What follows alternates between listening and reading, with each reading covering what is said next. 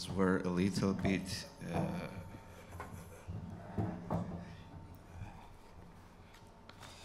in a shortage of time, I would immediately like to give the floor to Felix Novikov, who is one of the most, let's say, iconic figures in the Soviet architectural scene, and he is the author, together with Vladimir Belogolovsky, of the well-known book Soviet Modernism, which was in fact one of the first publications in the former Soviet Union that was exploring and giving a certain type of like the overview of the history of the late Soviet modernism, starting from 1956 up to 1989. Felix Novikov graduated from the Moscow Architecture Institute in 1950, and he has designed a couple of quite important buildings, including the Pioneer Palace, the Institute of Microelectronics in Zelenograd, and he has been awarded one of the highest prizes in the Soviet Union. It's the award of the People's Architect of the USSR. Felix Aronovich, пожалуйста.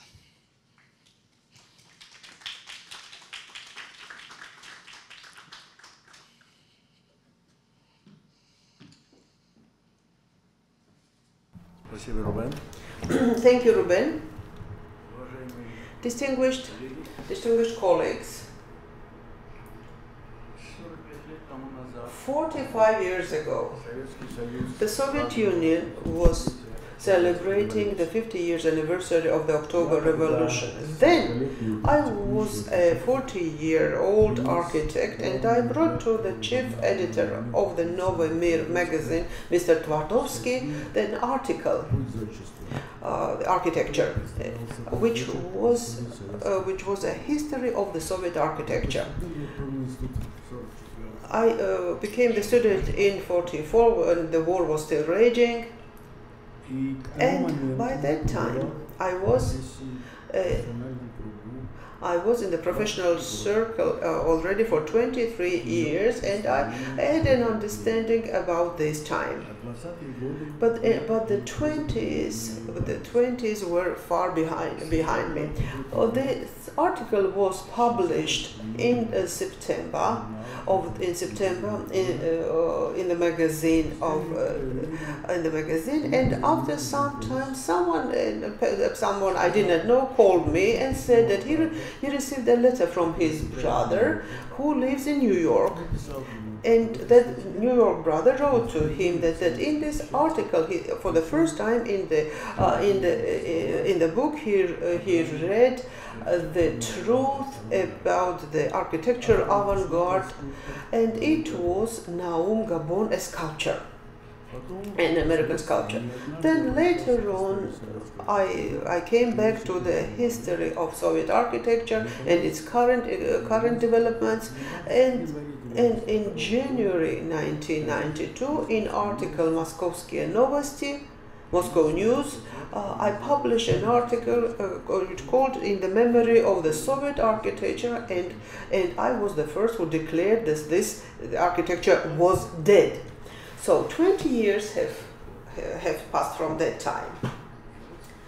And looking at all this period of the Soviet time, I understand very clearly the historical triad of this history. So 3 perestroikas, 3 ideologies, 3 epochs, 3 styles. So this is how I envisage it when I look at it. And it is also very interesting that the first period, the avant-garde, lasted 20 years, or 22 to 32. This is Stalin's period. 32. Well, 34 probably, the transition period. The 34, 54, 20 years. And the third period, modernism, 55, 85, 30 years. So it is interesting, isn't it? So these are the time periods. And it can also be said that each of these periods is corroborated by historic figures, Joseph Lenin, Josef Stalin, and Khrushchev. And all this way of Soviet architecture is something absolutely unique. No country and no national architecture was witnessing the same. Every change was 180 degrees. We started from the scratch. So this is a phenomenal history, I think, and it has not been researched as a whole as yet. Well, what was behind it? The revolution, the change of power. What does it mean for an architect? It means that the client is changing. Something that he is used to, that there are no more ties. Immediately they are torn. They disappear. And the new client, the Soviet power, it was not ready to implement all the functions it was supposed to do. And creative work as well. The Soviet power, what was it doing? It was strengthening its power. That's what it was doing. And the architects received the state, the orders, they received the responsibilities. And they could do whatever they want practically. And I think this is the main impulse that in the long run brought us the phenomenon which we called avant-garde. This was a new type of an architect who became the carrier, so to say, of the architectural image of the revolution.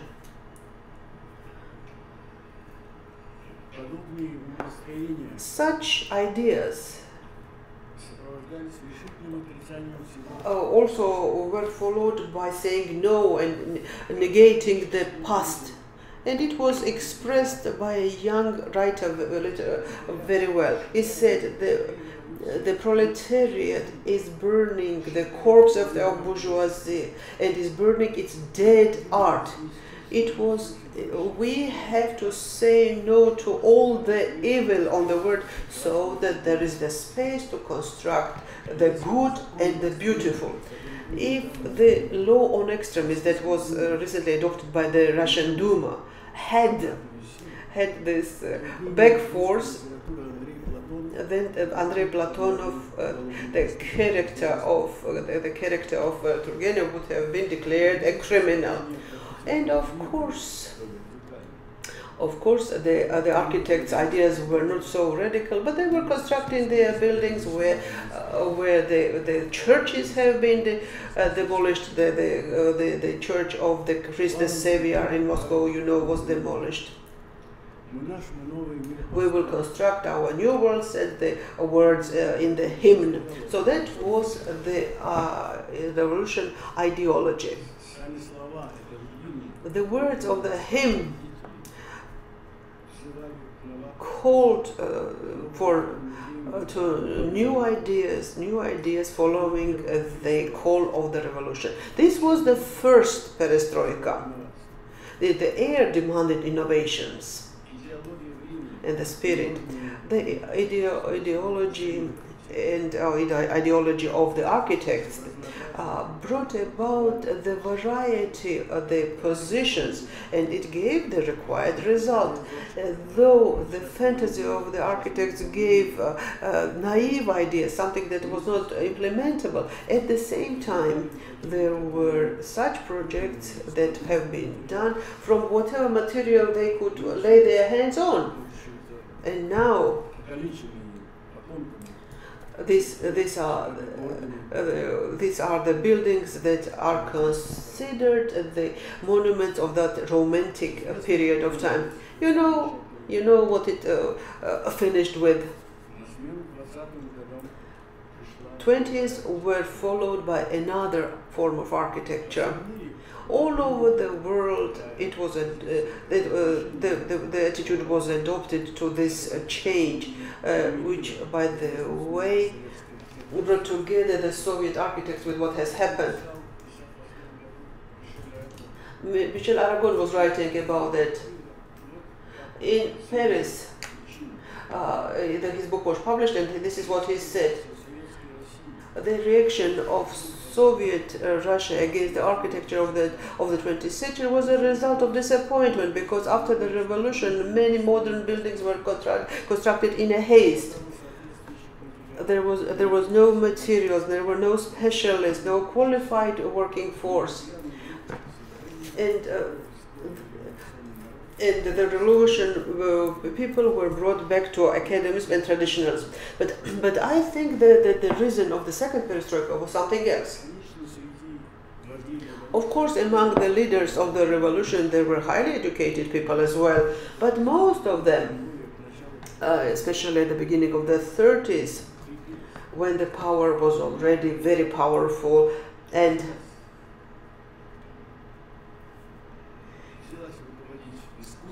started ruling the art.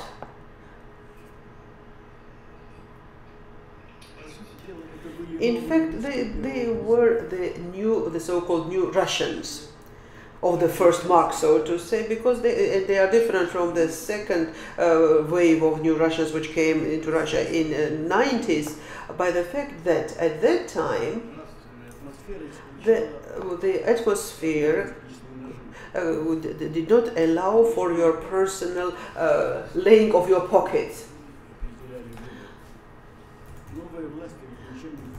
Because the new powers are not worse than the previous ones, which constructed the palaces with columns, etc. If you cannot build something for yourself, for your own self, why don't we build something for people that will speak the power and the richness of the Soviet Union? There is a story of Zholtlovsky, the academician, how he met Lenin. They were talking about reconstruction of Moscow, and this meeting finished with an interesting phrase which was repeated twice at the parting, and then for the third time he heard it. The architect heard it when he was already going out of the corridor. Lenin said, "Do anything but no petit bourgeois." But architect was the follower of Palladium.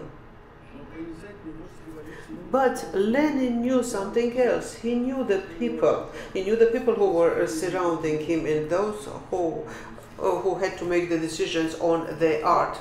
In the archives of the House of Architecture, I found once a manuscript, a letter of a well-known colleague. He was working together with Ginsburg, and he was preparing the project for the sanatorium in Kislovodsk. And he was recalling something very interesting.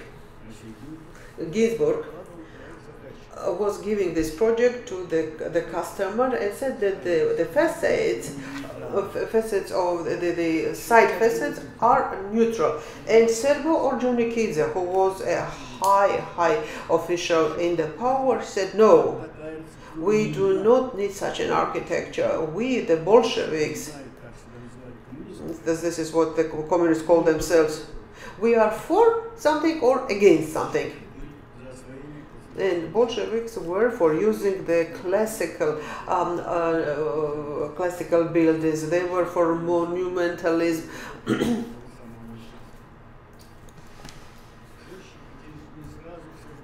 The architects understood these ideas, and two conceptual notions of well-known architects to show the difference of the approaches. in many new buildings, the reinforced concrete carcass is dressed with redundant beautifying, and it is absolutely redundant. It was said, this was said, Mr. Krelsky in the 20s. And here is something else.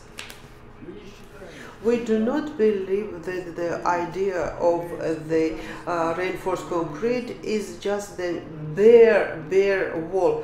So why don't we dress this skeleton with a beautiful dress or with bricks and other decorative materials?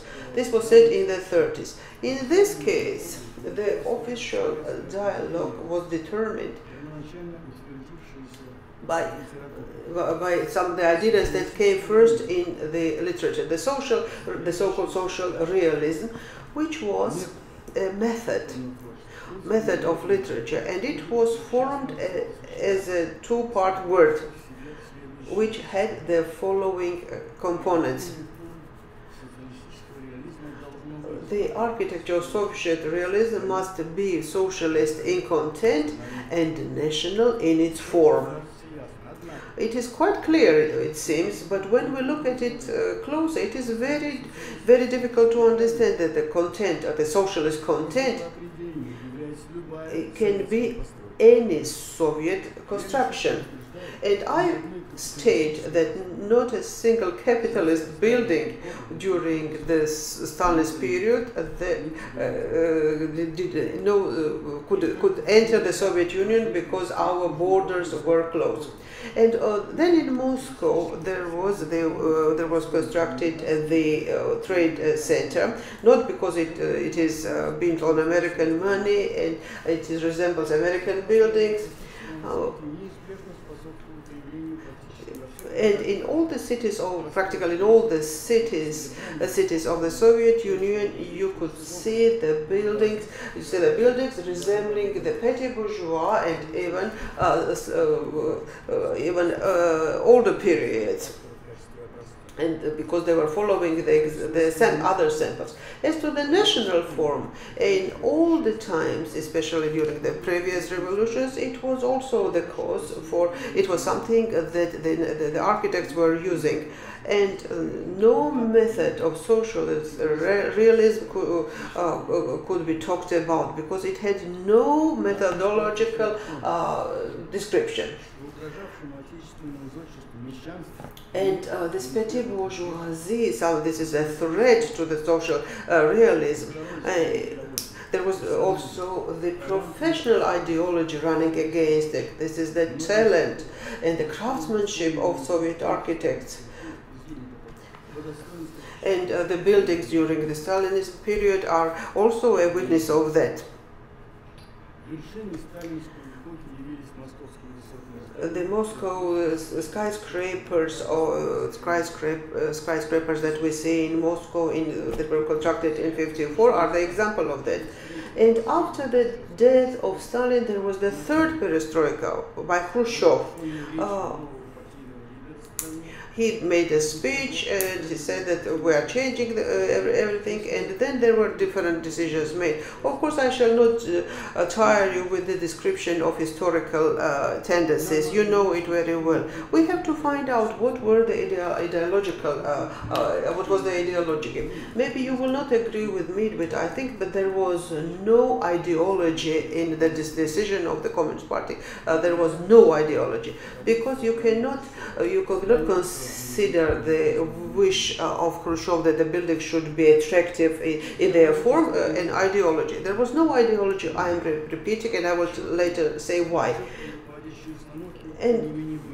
But there were the recommendations. The first was social.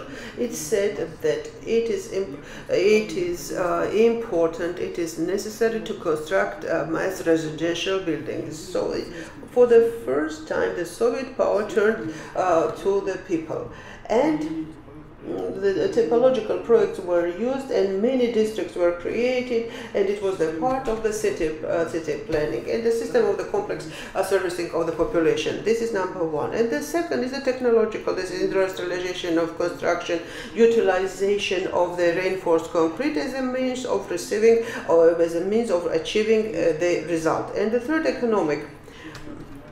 This is the requirement to achieve the necessary properties, and these everything should be very economical. And number four, it was necessary to utilize the progressive foreign experience, thus opening the way to new innovative project realizations. So you understand what I mean. It was the time when the ideology was demolished, because after 15, it was destroyed, because after 15 months after this the resolution of the party, the 20th meeting of the Communist Party took place, and where they were talking about the cult of Stalin. So there was no creation, it was not creative, the situation was not creative, it was the destruction, but the ideology still was there. Though I said that there was no ideology. And I forgot to tell you that Khrushchev said architecture is not art. Ideological department of the central committee of the Communist Party was not following architecture. No, it was taken out of the content of art. And it's also very interesting. It is a well-known fact that in the magazines, the word architecture was not used anymore. It became something subordinate to the construction. The construction came to the fore. And consideration of the designs of the projects as to awarding them the highest government prizes was not done by the Committee of Art, but it was done from the Committee of Techniques and Construction. And nevertheless, the ideology was there, and this ideology was professional. It was working as, and the carriers of this ideology were we, the architects. And its name belongs to Orenburgs, and this ottepel means the content of the time.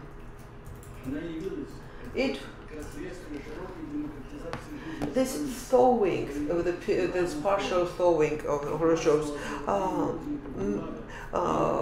brought about the freeing of lots of people from archipelago Gulag, and working out of new architectural forms as well.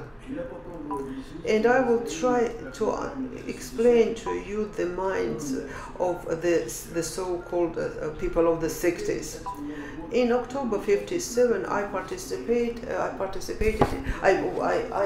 visited as a tourist Italy, and finally we came to the Venetian to Venezia, where there was a train waiting for us to take us to Vienna. And that time, the first Soviet Sputnik could be seen in the sky, and Italians were cheering, and of course I was very proud of my country. And then the Gagarin, then the Bratskaya power station, etc., etc., the poesy of Voznesensky and Yevtushenko, the theater Sovremennik, the theater Gamki, Solzhenitsyn's books were published, Bulgakov's books were published.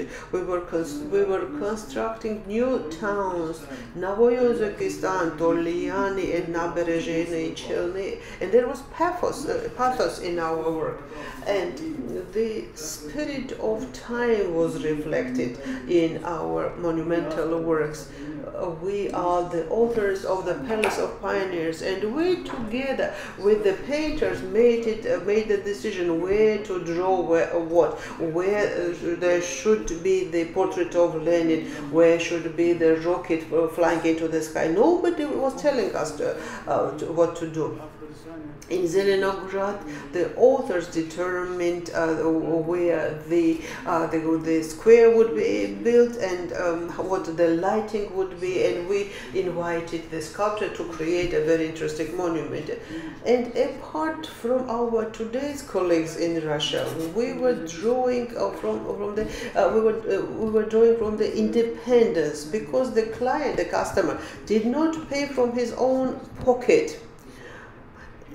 And that's why the innovation projects were mostly supported. Otherwise, these exhibitions would not have taken place. And it is very important to understand that all the levels of the government, of the party, were participating. And of course, our hope that the Soviet power will acquire the human face was a failure, of course. So I'm coming back to three perestroika, three ideologies and three styles. In my understanding, style is the park of forms of times, because there are the fashion which is passing, and the architects, they say their own word. It was all demonstrated by the mods in the Vienna exhibition, and also here. So this is historic triad of the Soviet architecture. And there is something else where I would like you to draw your kind attention. I have read recently that the Soviet realism was the theoretical basis after Khrushchev's thawing. Well, I met this in the papers of the discussion that was taking place before the Vienna Congress. Then I read it in the article of Dmitry Khmelnytsky in September 2012 in the conference Poland and Russia, History and Architecture. He said the method of social realism got the second life after Stalin's epoch. The style has changed, but it didn't change anything in the theory. Well, this is wrong. After this decision of the party, the Soviet method lost its importance, and it was associated with the negative features of the previous years. That's why it was forgotten. And how else could it be if the directive document made it necessary to utilize the important achievements of foreign construction, so to say. And you know that there was no social realism abroad. And I have already said that architecture was not included into art anymore. But I have got another testimony that I am true. In 1979, in the newspaper Architecture, there was an article where the director of this scientific institute, director of the Scientific Research Institute on architecture, was writing the following about Soviet realism. He said, during the last few years, this topic is not talked about. There is not a single theoretical work where there would be an attempt to determine what is social realism in architecture. And the direct transfer of this creative approach and the principles from literature to architecture are wrong. This attempt collapsed, and it was understandable that it was not the initiative of this person. The impulse was coming from the construction department in the Central Committee, and he had to react. And the readers replied, made comments, and I liked the text of one person who said, well, listen to what this person said. Well, I apologize for I wonder how the interpreter will manage to do that. The social in architecture is a method that demands to create the monuments that are worthy of the Soviet people, that are content in their form and in their context as well. We should be drawing on the progressive works of the foreign examples, and also at the innovative approaches. And social realism is alive, and it was supposed to provide the ideological purity of the architectural works, the unified form, the unification of the form and the concept, and that must be worthy of the name of the social realism, because it must bring up in each and every Soviet person develop the feeling of patriotism and internationalism, the real beauty and the ethical beauty. Well, can you imagine that somebody could write that? Of course. And of course it meant that there is no way to bring back to life the social realism, because there were clever people in the party as well. Mr. Khmelnytsky said in his defense that he was learning in 1777, and he remembers very well that these stupid things were said by his professors at the university. In '88 I was participating at the meeting of in the Marquis Institute, and I heard what the head of the department of the scientific community said, who said practically the following: I was born during the social realism, and I will die with it. And I wanted to ask him, will it die together with you? I considered my article that was written in 2002, and it was published in the Soul World, an American magazine, and then in another book. And then I could not envisage that in the West there is such an interest to the Soviet modernism, and evaluating what happened in the 20s.